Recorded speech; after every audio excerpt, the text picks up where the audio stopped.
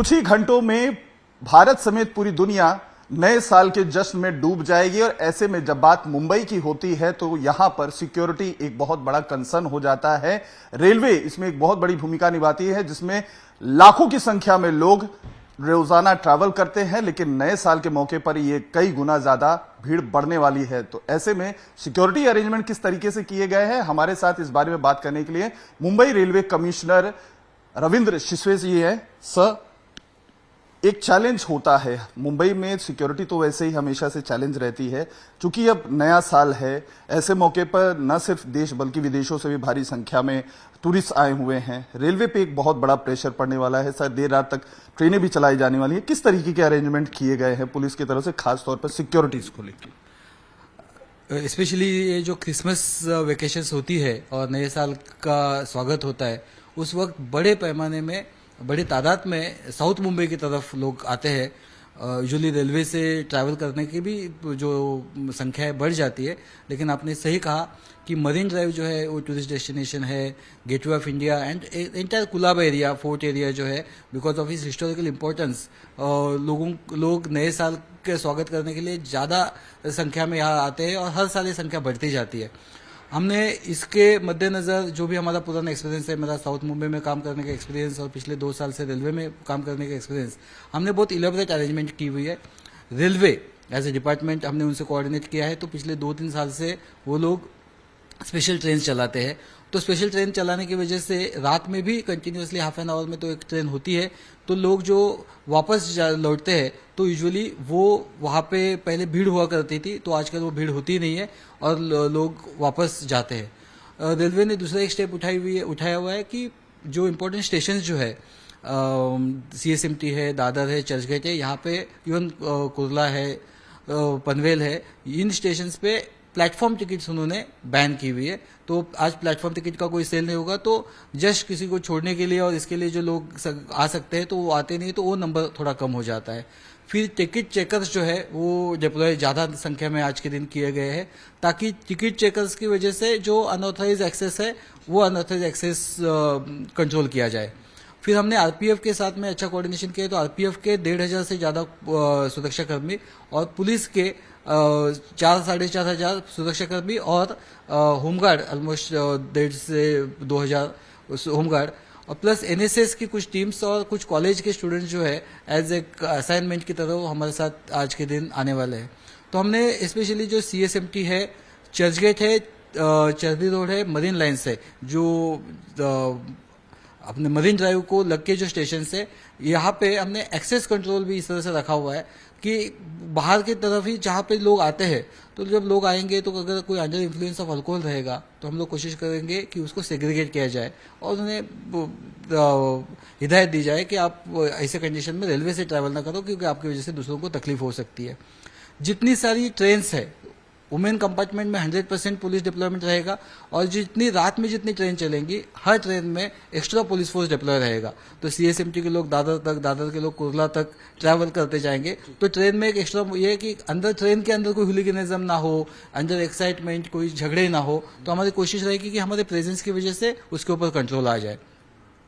CCTV बहुत बड़े पैमाने में अवेलेबल है। यूजुअली CCTV जो है वो फीड लेके, कोई ऑफेंस होता है तो उसका फीड लिया जाता है, लेकिन आज हमारी जो है प्लानिंग कि लाइव उसका मॉनिटरिंग करेंगे। तो लाइव मॉनिटरिंग की वजह से जितने इंपॉर्टेंट एंट्री पॉइंट्स है, तो एंट्री पॉइंट्स पे अगर कुछ हो रहा है या किसी प्लेटफॉर्म पे कुछ हो रहा है, तो कंट्रोल रूम में बैठे हुए जो ऑफिसर्स है वो इमीडिएटली हमें कम्युनिकेट करेंगे और उस वजह से वहाँ पे फिर उस तरह की हेल्प हमें प्रोवाइड कर सकते हैं। तो एक तरह से जो लोग ट्रैवल कर रहे हैं वो प्रॉपरली ट्रैवल करें, उन्हें किसी की तरह की तकलीफ ना हो, यह हमारी मेन प्रायोरिटी है। मैं थोड़ा सा लोगों को अपील करना चाहता हूँ कि आपका सेलिब्रेशन करने का राइट है, everyone has a right to celebrate, लेकिन उसी के साथ में अपना सेलिब्रेशन जब आप पब्लिक प्लेस में हो तो दूसरे की प्राइवेसी, दूसरे का जो राइट है उसको इंफ्रिंज ना करे, उसको वायलेट ना करे। तो उस तरह की कोई भी एक्टिविटी आप एक्साइटमेंट में कर रहे हो और तो किसी के ये कर रहे हो तो आपके ऊपर लीगल एक्शन हो सकती है अगर वो आपके तरफ से कोई गलती हो जाए।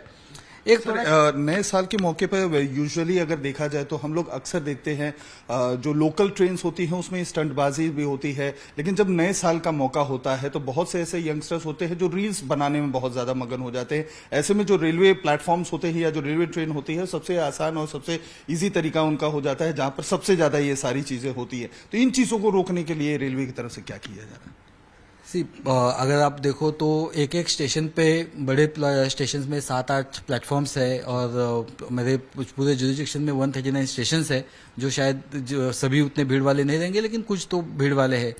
हमारी कोशिश रहेगी कि हर प्लेटफॉर्म पे लोग हैं, लेकिन प्लेटफॉर्म में भी काफी डिस्टेंस है। मैं आपके तरफ से एक थोड़ा अपील लोगों को करना चाहूंगा कि रेलवे इज फॉर कम्यूटेशन, और रेलवे जो है, रेलवे में स्टंटबाजी तो लीगली अलाउड ही नहीं है। अगर स्टंट करोगे चलती ट्रेन में चढ़ने का या और किसी तरह का, तो स्टंट के ऊपर आपको बिकॉज अगर उस वक्त में आपको अगर पकड़ा नहीं जाएगा तो बाद में सीसीटीवी किसी की कंप्लेंट के ऊपर या सीसीटीवी में आप पकड़े जाओगे तो आपके ऊपर लीगल एक्शन होगी।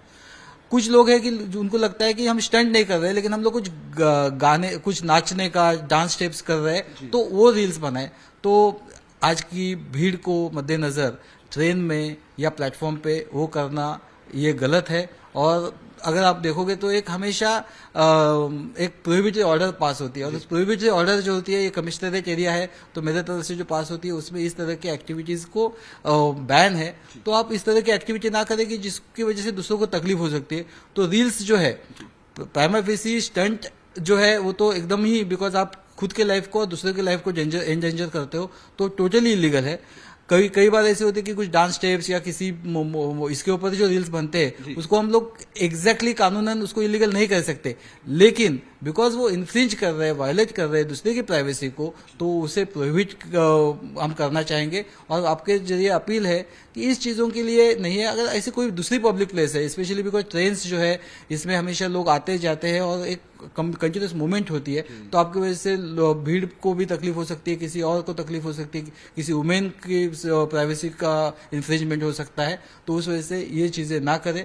आप अगर वहां पे हो, जहां जहां पे हमें दिखाई देगा हम उससे इमीडिएटली रोकेंगे। और मैं सबको अपील करना चाहूंगा कि 1512 ये हमारी हेल्पलाइन है, तो 1512 इस हेल्पलाइन को जब भी आप कोई ऑब्जेक्शनेबल चीज देखते हैं, कोई under influence of alcohol person है, वो गलती से अगर इतनी सेग्रीगेशन स्क्रीन के बाद में भी अगर आता है तो इमीडिएटली हमें कॉल करे। मैं एश्योर करता हूं कि 10 से 15 मिनट मैक्सिमम लगेंगे और उस जगह पे जहां जो भी आपने कंप्लेंट की है वहां पे पुलिसकर्मी पहुंच के लीगल एक्शन लेंगे। 1512 जो है वुमेन सिक्योरिटी रहे या किसी भी तरह की ऑब्जेक्शनेबल चीज दिखाई दे उसके लिए है। हम एक आइज एंड ईयर्स चलाते हैं जिसमें बहुत सारे हमारे स्टेक होल्डर्स है, जो पोर्टर्स है, स्टॉल में काम करने वाले लोग हैं, बूट पॉलिश वाले, शू पॉलिश वाले लोग हैं। ये लोग भी हम लोग हमेशा हमको मदद करते हैं। आज के दिन भी एक हमारा प्लानिंग है कि रात के वक्त भी वो हमें इस तरह से मदद करे। तो सिक्योरिटी भी जो है एक कंसर्न होती है, ये तो चीजें हैं जो रेगुलर होती हैं, लेकिन सर चूंकि मुंबई हमेशा से टारगेट पे रहता है तो ऐसे में anti social element, anti national elements जो होते हैं, ऐसे मौकों को बहुत ज्यादा उस पर ताक रहती है, नजर रहती है। तो ये सिक्योरिटी जो अल्कोहल के अगेंस्ट और इन सब के जो अगेंस्ट आप लोग करेंगे, उसके अलावा इन लोगों को रोकने के लिए किस तरीके की सिक्योरिटी अरेंजमेंट है? क्या उसके लिए अलग से जो चेकिंग का वो पूरा आपका जो सिस्टम है वो कंटिन्यू रहने वाला लेट नाइट तक? आपने बहुत सही सवाल पूछा है। 26/11 की घटना लीजिए, 7/11 के ब्लास्ट लीजिए या घाटकोपर के ब्लास्ट लीजिए, और स्पेशली जब भी गणेशोत्सव रहे, आईपीएल रहे या न्यू ईयर रहे, ये हमेशा एक टारगेट रहेगा। वो वल्नरेबिलिटी और स्पेशली हमारे सभी साउथ मुंबई के प्लेसेस की वल्नरेबिलिटी को ध्यान में रखकर इन जगह पे हमारी जो बीडीडीएस है और हमारी क्यूआरटी है ये डिप्लॉयड है। हमने आइज एंड ईयर्स का जो मेन मकसद होता है, आइज एंड ईयर्स का मेन मकसद वही होता है कि पूरे प्लेटफॉर्म पे या कहीं पे भी उनको किसी भी तरह की संदिग्ध चीज दिखाई देती है तो उसे हमें बताना। हमारी इसमें बहुत सारी मॉक ड्रिल कंटिन्यूसली होती रहती है। आज के दिन में जो ये लोगों की सेफ्टी एंड सिक्योरिटी को लेके जो एक डिप्लॉयमेंट है, उसी का और एक पार्ट जो है जिसमें इन सब स्टेशंस पे कंटिन्यूसली आपको डॉग स्क्वाड दिखाई देंगे, जो जीआरपी के भी है, आरपीएफ के भी है। और ये डॉग स्क्वाड जो है वो कंटिन्यूसली अलग अलग प्लेटफॉर्म्स पे, अलग अलग इस पे ये करेंगे। और हमारी बीडीडीएस टीम्स रहेगी, हमारी क्यूआरटी यहाँ पे डिप्लॉयड रहेगी।